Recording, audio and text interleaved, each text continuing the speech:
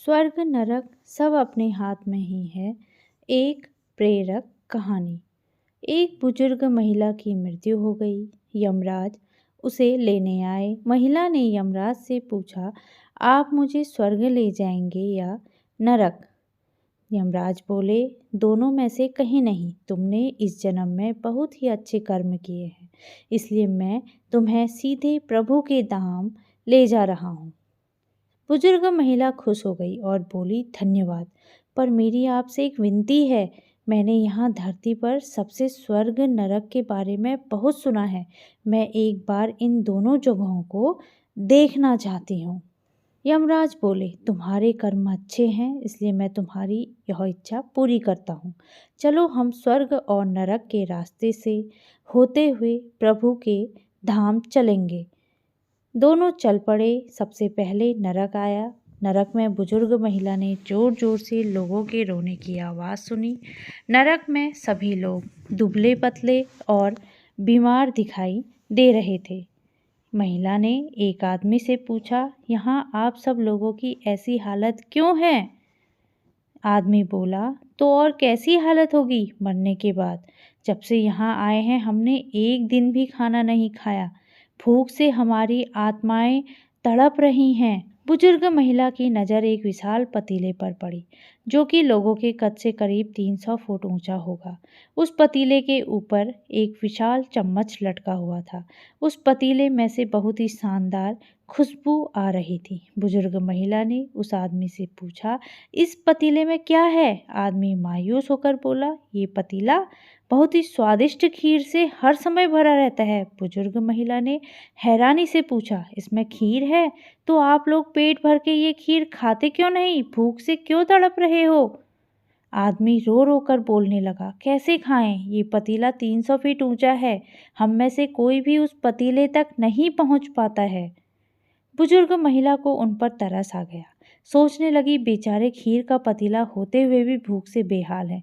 शायद ईश्वर ने इन्हें यही दंड दिया होगा। यमराज बुजुर्ग महिला से बोले, चलो हमें देर हो रही है।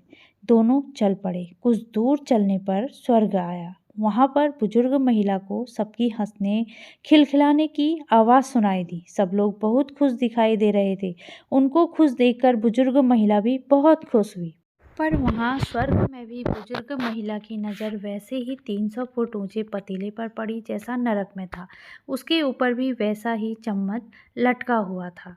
बुजुर्ग महिला ने वहाँ लोगों से पूछा, इस पतीले में क्या है? स्वर्ग के लोग बोले, इसमें स्वादिष्ट खीर है। बुजुर्ग महिला हैरान हो गई। उसने उनसे बोली, पर ये पतीला तो 300 फीट ऊंचा है। आप लोग तो इस तक पहुंच ही नहीं पाते होंगे। उस हिसाब से तो आप लोगों को खाना मिलता ही नहीं होगा।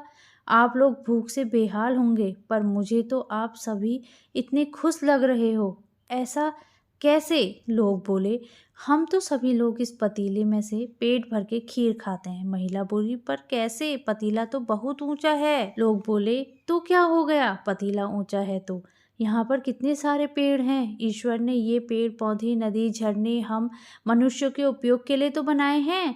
हमने इन पेड़ों की लकड़ी ली, उनको काटा, फिर लकड़ियों के टुकड़ों को जोड़ के विशाल सीढ़ी का निर्माण किया। उस लकड़ी की सीढ़ी के सहारे हम पतीले तक पहुँचते हैं और सब मिलकर खीर का आनंद लेते हैं। बुजुर्ग महिला यमराज की तरफ देखने लगी। यमराज मुस्कुराए बोले, ईश्वर ने स्वर्ग और नरक मनुष्यों के हाथों में ही सौंप रखा है। चाहे तो अपने लिए नरक बना ले, चाहे तो अपने लिए स्वर्ग। ईश्वर ने सबको एक समान हालातों में डाला है। उसके लिए उसके सभी बच्चे एक समान हैं। वह किसी से भेदभाव नहीं करते। वहाँ नरक में भी पेड़ पौधे सब थे, पर वो लोग खुद ही आलसी हैं। उन्हें खीर हाथ में चाहिए तो कोई कर्म नहीं करना चाहते, कोई मेहनत नहीं करना चाहता, इसलिए सब भूख से बेहाल हैं। यही तो ईश्वर की बनाई इस दुनिया का नियम है। जो कर्म करेगा, मेहनत करेगा, उसी को मीठा फल खाने को मिलेगा। अर्थात स्वर्ग एवं नरक आपके हाथों में है। मेहनत करें, अच्छे कर्म करें और अपने जीवन को स्वर्ग बनाएं। ऐसे ही प्रेरणादायक कहानी सुनने के लिए मेरे चैनल को सब्सक्राइब करें। धन्यवाद।